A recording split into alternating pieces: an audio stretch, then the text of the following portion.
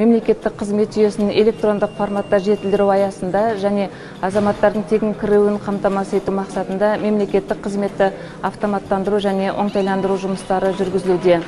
Петропавл қаласы әкімдігінің білім бөлімі мемлекеттік қызметтің 23 түрін, оның ішінде 13 электронды қызмет түрін көрсетеді. Оның ішінде біз мектепке дейінгі балаларды мекемелерге кезекке қою және бастауыш негізгі орта мектеп білім беру мекемелеріне құжаттарын қабылдау сияқты қызметтерді атап айтуға болады.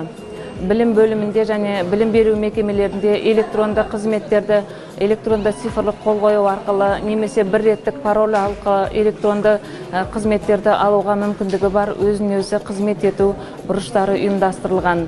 Осы электронды қызмет бойынша барлық туындайтын сұрақтарға Қазақстан Конституциясы нөмір 23-ші үйде орналасқан қалалық әкімдікке Петропавл қаласының білім бөлімінің 9-шы кабинасына дүйсенбі жұма күндері таңертеңгі сағат 9-дан кешкі 6:30-ға дейін немесе кол орталығының 1414 телефонына хабарласып жауап алуға болады.